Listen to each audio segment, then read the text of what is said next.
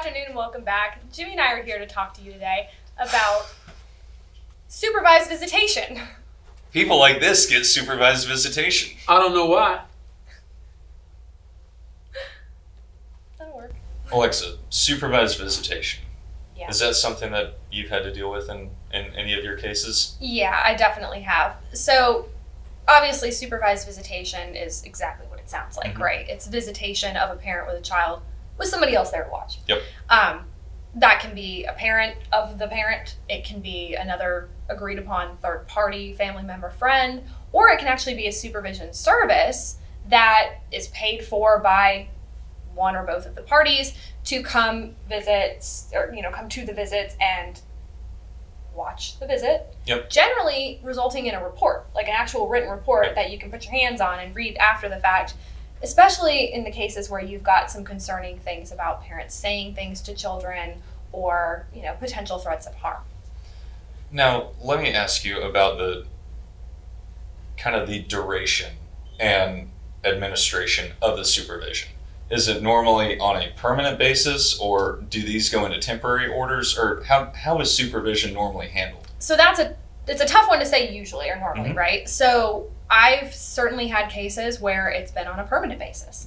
And sometimes that's really inequitable and unfortunately you're going to have to file a modification. But sometimes it's critical to protect the minor child from that parent, particularly the parents who won't get the help that they need, right?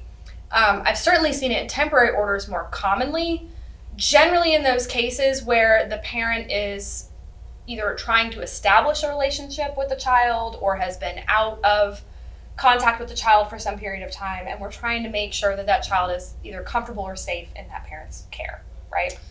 Now, let me ask you this. Have you ever utilized any sort of graduated plan that if the parent requiring supervision meets a certain level of, let's call it milestones, Sure. that it can eventually move forward to no supervision? Yes, definitely. And we do see this a lot in cases of temporary orders, right? Mm-hmm. So you put these things into place to make sure the parent, number one, is safe, knows what they're doing with the child, and that the child is comfortable and safe in that environment. And then maybe you say, okay, we need 7 supervised visits before we can go on to an unsupervised day-only visit. And then we'll graduate up to this next step and things like that. And I like to call those step-up parenting plans, right? Yep. So have you had cases where you've utilized family members to do the supervision? We absolutely have.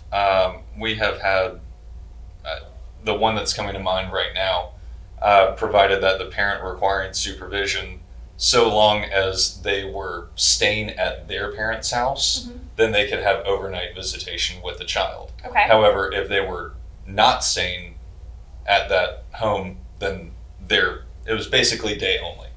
Okay, so you've kind of used it in a different way. Yes. Rather than for the whole time being supervised, it's under these certain requirements Yep. or under these particular Well, circumstances. and that particular plan, that was on a temporary. Okay. Well, if you're looking for a visitation schedule that would include a graduated step-up plan and utilizing supervised visitation, give us a call at Shoemaker & Lewis.